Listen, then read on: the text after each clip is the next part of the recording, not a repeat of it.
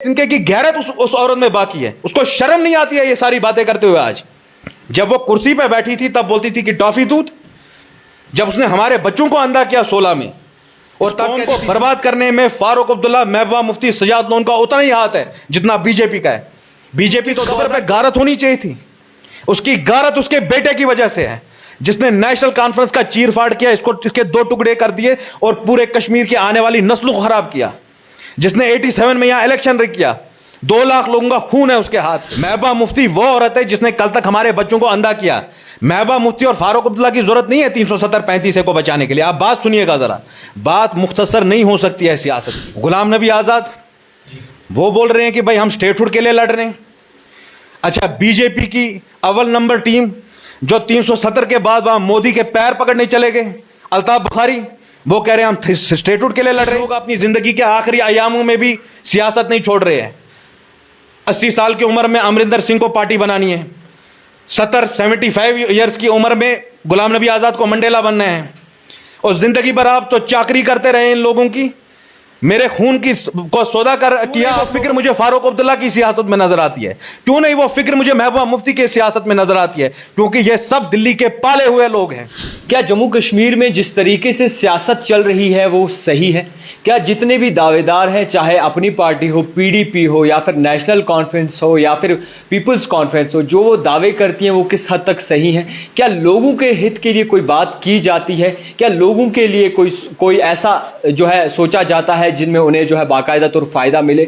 इसी सब पे हमारे साथ बातचीत करने के लिए मौजूद है जम्मू कश्मीर पीपल्स पार्टी के लीडर शिबान आशाई जी, जो कि इससे पहले आपको याद दिला दूं कि इंजीनियर रशीद साहब की पार्टी के स्पोक्स पर्सन होते थे और वक्ती तौर इन्होंने जो है रिजाइन दिया। वो वजूहात क्या थे आप तक बाकायदा तौर पर पहुंचाने की कोशिश की है। सबसे पहले सर आपका बहुत शुक्रिया वक्त देने के लिए। सीधे सवाल पे जाते हैं। दावेदार बहुत सारे हैं, जिस तरीके से सियासत चली है, नेशनल कॉन्फ्रेंस की बात करें, पीडीपी की बात करें, अपनी पार्टी की बात करें, या फिर जो नई पार्टी है आजाद साहब की उनकी बात करें, हर एक का जो मैनिफेस्टो है वो एक दूसरे से कहीं ना कहीं मेल खाता है। दावे बहुत सारे हैं, वादे बहुत सारे, 370 को लेकर बाकायदा तौर पर दावे किए जाते हैं। कैसे आप देखते हैं इन चीज़ों को और किस तरीके से जम्मू कश्मीर की सियासत इस वक्त जो बनी हुई है उसे देखते हैं? देखिए, पहले बहुत बहुत शुक्रिया आप आए यहाँ पे। आपने सही बात कही कि मैंने ज़िंदगी की शुरुआत जम्मू कश्मीर अवामी इत्तेहाद पार्टी से की। I was the spokes person of the party for a very long time, और किन वजूहात में हमने जो अपना एक मजमुआ शुरू किया और ये इसकी शक्ल में ये दुनिया के सामने आया जम्मू कश्मीर पीपल्स पार्टी की शक्ल में। आप जानते होंगे अभी हाल ही में अमित शाह यहाँ आए थे और उस जरगे में इंजीनियर रशीद साहब की पार्टी के इलेक्टेड डीडीसीज, बीडीसीज और वो तमाम लोग वहाँ गए और अमित शाह के वेलकम में नारे लगा रहे थे। और फिर बाद में आप देखिए लोगों की आंखों में धूल झोंकने का कि किस हद की इंतहा होती है कि वही डीडीसीज ये बोलते हैं कि हम वहाँ उस जरगे में इसलिए गए थे ताकि हम मेमोरेंडम दे सके इंजीनियर रशीद की रिलीज़ के लिए। आप वाहियात पने की हद देखिए कि ऑन कैमरा उनके एक डीडीसी को जावेद कुरैशी के साथ हाथ मिलाते हुए लोगों ने देखा है। वो फोटो मेरे पास है, उनका वीडियो मेरे पास है, जब वहाँ अमित शाह के लिए वो बड़े नारेबाजी कर रहे थे। ये किसकी आंखों में धूल झोंक रहे हैं? यही तो वजह थी मेरी उस पार्टी से निकलने की कि वो दिन में एक बात बोलते थे और रात को जाके अल्ताफ बुखारी के साथ जो है वो मीटिंग्स कंडक्ट करते थे, बीजेपी की बी टीम्स के साथ बात करते थे। इसी मुनाफिकत की सियासत की वजह से तो हम जैसे नौजवान सियासत में आए। ये मैंने अभी आपको कहा कि ये जिम्मेदारी तो कौम के बुजुर्गों की थी। जब 2014 में यहाँ बीजेपी आई तो जमात इस्लामी कहाँ थी? तब फारूक अब्दुल्ला कहाँ थे? तब पीडीपी वाले कहाँ थे? तब ये जो बड़े नाम निहाल लीडर जो कश्मीर के हैं, जो पहले अखबारों के पहले सफ़े की जीनत बनते रहते हैं, वो कहाँ थे? क्यों ये बात होनी पड़ी कि मुझे यहाँ से हैदराबाद जाना पड़ा असदुद्दीन ओवैसी के पास और ये बोलना पड़ा कि कश्मीरियों की इज्जत और वकार बचाने के लिए अब आपको मैदान में आना पड़ेगा? क्यों ऐसा हुआ कि 24 साल के एक नौजवान को कश्मीर से हैदराबाद तक जाना पड़ा, उसको पूरे दुनिया के लीडरों से गुहार लगानी पड़ी कि खुदा रहा कश्मीर की इज्जत को कोई बचाए? क्यों ऐसा हुआ कि आप मुझे बताइए कि आपने सही बात कही। जब मैं रशीद साहब से मिला, उस पार्टी में कुछ सरपंच थे और रशीद साहब एक वाहिद एमएलए थे। मैंने कहा रशीद साहब अब अल्लाह का नाम लेकर हक पे चलना, सारी दुनिया आपके खिलाफ हो गई फिर भी मैं आपके साथ रहूँगा। और जब हमने देखा कि नहीं, उस पार्टी में मुनाफिकत हो रही थी, जब से मैं सियासत में आया हूँ मैंने कहा कि कश्मीरियों का जो मौक़िफ़ है उसको हम डाइल्यूट नहीं होने देंगे। यही वो नेशनल कॉन्फ्रेंस थी जिसने 22 साल महाज़ रायशुमारी चलाया। यही वो नेशनल कॉन्फ्रेंस थी जिसके 80s में 2 हिस्से हुए। यही वो नेशनल कॉन्फ्रेंस थी जिसके एक हिस्से ने मफ के साथ इलेक्शन लड़ा। मगर क्या यह गलती इस कौम की नहीं है?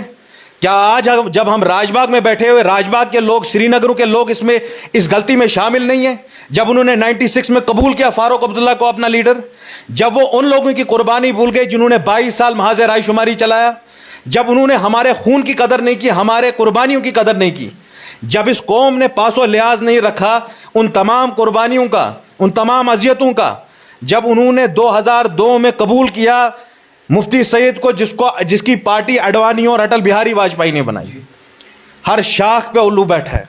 खुदारा क्या बोलूं मैं आपसे, हमारे दिल पे खंजर चलते हैं जब हम इनकी असलियत बयान करते हैं। यही अल्ताफ बुखारी, इसका वालिद, हुर्रियत का बहुत बड़ा करता धरता बनता था। कुछ लोगों ने पाकिस्तान से पैसे लिए, कुछ हिंदुस्तान के पैसों पे यहाँ लीडर बने हुए हैं। ये मैं आज आपके ज़रिए नौजवानों को बोल रहा हूँ, इस कौम के बुज़ुर्गों को बोल रहा हूँ, ओ खुदारा कल इलेक्शन है, ओ खुदारा अब कोई ऐसे आदमी भेजो, बासफ़ा ईमानदार लोग भेजो जो हिंदुस्तान के पार्लियामेंट में खड़े रह के आपके और मेरे हक का मुतालबा कर सके, जो कश्मीरियों की सच्चाई बोल सके, जो कहीं फंडेड नहीं हो गवर्नमेंट ऑफ पाकिस्तान या गवर्नमेंट ऑफ इंडिया से। आज मैंने आपको कहा, 2 महीने पहले मैंने ऐलान किया कि जम्मू कश्मीर पीपल्स पार्टी हम बनाएंगे, जो एक प्लेटफॉर्म होगी जम्मू कश्मीर के लोगों के लिए, जम्मू कश्मीर के हकूक़ के लिए। गिलगित बल्तिस्तान, आज़ाद कश्मीर, जम्मू कश्मीर, लद्दाख की आवाज़ बनेगी, जिसको ISI नहीं बोल सकती है कि तुम क्या बोलो, जिसको government of India, Amit Shah या नरेंद्र मोदी उनका हाथ मरोड़ के उनको कोई नाहक चीज़ नहीं करा सकते हैं। आपने सही कहा, गुलाम नबी आज़ाद वो बोल रहे हैं कि भाई हम स्टेटहुड के लिए लड़ रहे हैं। अच्छा, बीजेपी की अव्वल नंबर टीम जो 370 के बाद वहाँ मोदी के पैर पकड़ने चले गए, अल्ताफ बुखारी, वो कह रहे हैं हम स्टेटहुड के लिए लड़ रहे हैं। भाई कोई स्टेटहुड के लिए नहीं लड़ रहा है कश्मीर के लिए, हम कश्मीर के हकूक़ के लिए लड़ रहे हैं। 370-35A was the part of basic structure of Indian constitution. आप तकरीर करिए। कल के ही दिन जब मैंने मुलायम सिंह यादव को वो कंडोलेंस मैसेज भेजी, क्यों? उसके बेटे अखिलेश यादव को देखो कि उसने पार्लियामेंट में कश्मीरियों के हक के लिए किस तरह बात की। MDMK के चीफ वाइको की आवाज़ सुनिए आप, क्यों नहीं वो दर्द, वो फिक्र उनकी आवाज़ में नज़र आती है? क्यों नहीं वो फिक्र मुझे फारूक अब्दुल्ला की सियासत में नज़र आती है? क्यों नहीं वो फिक्र मुझे महबूबा मुफ्ती की सियासत में नज़र आती है? क्योंकि ये सब दिल्ली के पाले हुए लोग हैं, ये दिल्ली के बनाए हुए लोग हैं। नेशनल कॉन्फ्रेंस, फारूक अब्दुल्ला कभी भी नेशनल कॉन्फ्रेंस का लीडर नहीं बन सकता था। जिस नेशनल कॉन्फ्रेंस ने 22 साल जेल में गुजारे, मुझे माफ़ करिएगा, शेख अब्दुल्ला मरहूम ने कौन सी गलती की कि कश्मीरी उसको कोसते हैं? और 31 से लेकर 47 तक उसने मुसीबतें सही। 47 के बाद कुछ देर वो बेचारा प्राइम मिनिस्टर था कश्मीर का, जबकि उसको SHO लेवल के आदमी ने अरेस्ट करके ले लिया, 22 साल जेल में रहा। क्या उसकी कब्र पे गारत होनी चाहिए थी? उसकी गारत उसके बेटे की वजह से है, जिसने नेशनल कॉन्फ्रेंस का चीर फाड़ किया, इसके 2 टुकड़े कर दिए और पूरे कश्मीर की आने वाली नस्लों को खराब किया, जिसने 87 में यहां इलेक्शन किया। 2 लाख लोगों का खून है उसके हाथ पे। आज अगर हम जैसे नौजवान इस नौजवानी को कुर्बान कर रहे हैं कश्मीर के नाम पे, हमारा खून, हमारी जवानी और कश्मीर की तमाम अजियतें इन लीडरों के हाथ पे है। बेशक नरेंद्र मोदी और अमित शाह से मेरा मुकाबला आज है, मगर इस कौम को लूटा है इन मुनाफिकों ने, इन मीर सादिक, मीर जाफर के बच्चों ने। अल्ताफ बुखारी, फारूक अब्दुल्ला, सजाद लोन, महबूबा मुफ्ती उतने ही खराब है इस कौम के लिए जितने बीजेपी है। जो सारी एब्रेशंस हुई है आपकी 370-35A की, क्यों हुआ है यहाँ पे? हमें आपके ज़रिए मैं ये पैगाम देता हूँ यहाँ के माँ बाप को, खुदारा कश्मीर की तारीख पढ़ाइए अपने बच्चों को, उनको समझ में आएगा। कुछ लोगों को बड़ी मिर्ची लगती है जब मैं मुजफ्फर शाह साहब की तारीफ करता हूँ।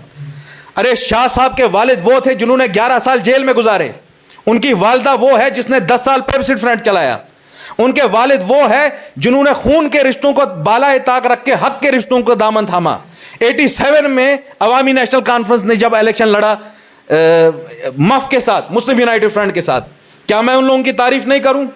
क्या आज मैं अंगद सिंह खालसा जैसे नौजवान बच्चों की इज्जत नहीं करूं, जो कि आज इतनी मुसीबतों से गवर्नमेंट ऑफ इंडिया के हर हरबे के खिलाफ जो है वो सदाकत से खड़े हैं? क्या मैं आदिल नज़ीर खान जैसे लोगों की ये तारीफ नहीं करूं? क्या मैं वो वक़ार की तारीफ़ नहीं करूं? क्या मैं इरफान हफीज़ लोन की तारीफ़ नहीं करूं? एक मजमुआ तैयार कीजिए, एक खाका तैयार कीजिए, आगे आने वाले इलेक्शन में क्या करना है। ये इलेक्शन कुर्सियों का इलेक्शन नहीं होने वाला है। आने वाला इलेक्शन आपके हकूक के लिए इलेक्शन होगा। खैर, एक और सवाल रहेगा शिबान साहब, वक्त का तकाजा है, एक और सवाल रहेगा। जिस तरीके से एक हुक्मनामा आता है, जितने भी डिपार्टमेंटल स्टोर हैं उनमें वाइन और बियर जो है वो उन्हें फराहम करने का फैसला किया गया, यानी कि ख़रीदो फरोख्त करने का जो है हक दिया गया है। किस तरीके से देखेंगे इस चीज़ को? देखिए, मैंने कल भी जब इस पे अपना रिएक्शन दिया, मैंने यही कहा कि भाई कश्मीर का एक कल्चर है, चाहे यहाँ हिंदू हो, सिख हो, मुसलमान हो। आप देखिए कि जम्मू में जब आप 370 के बाद मैं एक रिपोर्ट देख रहा था आपके ज़रिए, एक बहुत क्रेडिबल मीडिया ऑर्गेनाइजेशन की, उसमें जम्मू गांधीनगर में लोग निकले और वो गिनवा रहे थे कि 370 के बाद कितनी शराब की दुकानें जम्मू में खुली है। जिस तरह पंजाब में इन्होंने किया, ड्रग्स आम कर दिए, अब यहाँ शराब आम कर रहे हैं। ओ खुदा रब, मुझे एक बात बताइए, इसका एक अपना कैरेक्टर है कश्मीर का। हम कोई हिंदू मुसलमान करने वाले नहीं हैं, हम लोगों में भेदभाव नहीं करते, मगर ये एक मुस्लिम मेजॉरिटी स्टेट है। कश्मीर का अपना एक कल्चर है। अच्छा, बिहार में आपने बैन किया है, गुजरात में आपने बैन किया है, जहाँ कहीं भी शराब आम हुई, क्राइम बढ़ा, स्पेशली क्राइम्स अगेंस्ट विमेन बढ़े, वहाँ डोमेस्टिक वायलेंस के केसेस बढ़े। वहाँ इसके पीछे क्या सोच है आपकी? प्रोसेस। पीडीपी सदर महबूबा मुफ्ती और नेशनल कॉन्फ्रेंस के सदर डॉक्टर फारूक अब्दुल्ला हमेशा अपने ट्वीट या फिर बयानबाजी करते रहते हैं, या ये भी कहते हैं कि 370 हम वापस लाएंगे, और कहीं ना कहीं लोगों के साथ खिताब करते हुए नजर आते हैं। तो आप इस नज़रिए को किस तरीके से देखेंगे, क्या कहेंगे आप? 370-35 से हक है हमारा, उसके लिए हमें फारूक अब्दुल्ला और महबूबा मुफ्ती की ज़रूरत नहीं है। जो सारे एब्रेशंस हुए, फारूक अब्दुल्ला पहले आदमी थे जो बीजेपी के साथ उन्होंने अलायंस की।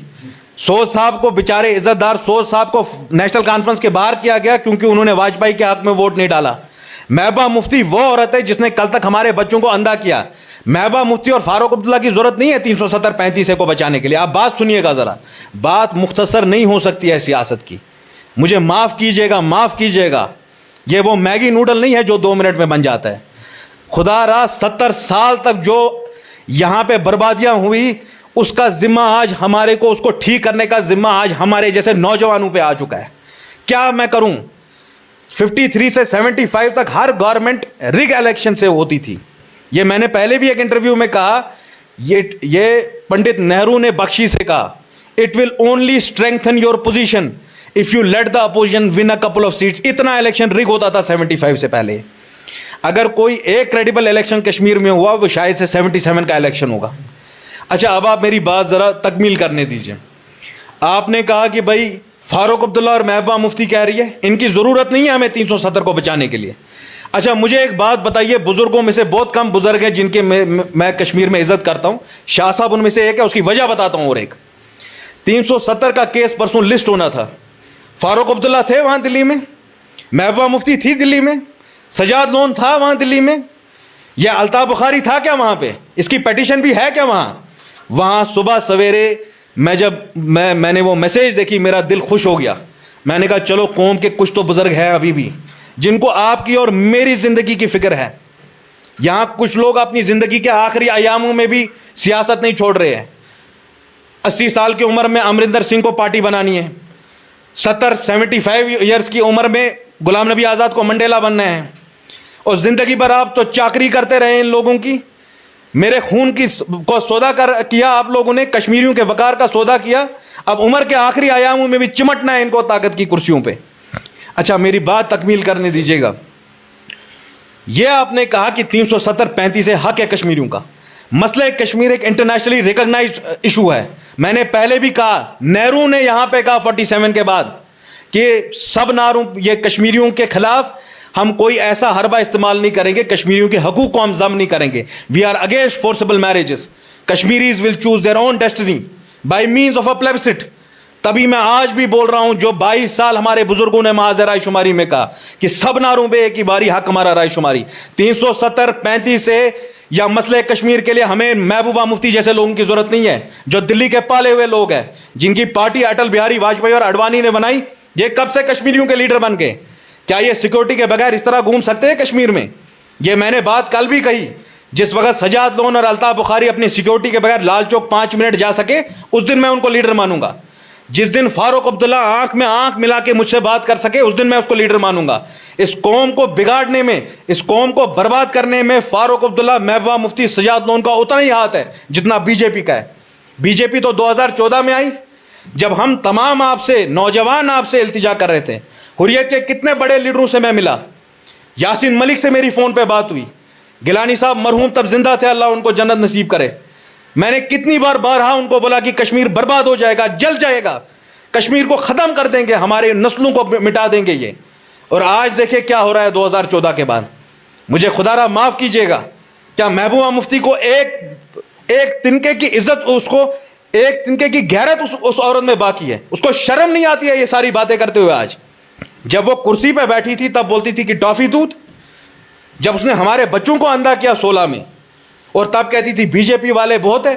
मुजफ्फर बेग बोलते थे मोदी जो है वो बहुत बड़ा वरदान है। जिस तरीके से निज़ाम चल रहा है, वक्ती तौर आप तक अपडेट पहुंचाने की पुरजोर कोशिश करते हैं, और मजीद अगर देखें तो जिस तरीके से सियासी हालात बने या फिर नए हुक्मनामे जो आ रहे हैं उन पर भी आप तक जो है बाकायदा तौर खबर पहुंचाने की कोशिश करते हैं। देखते रहिए द टाइपराइटर जावेद खान के साथ।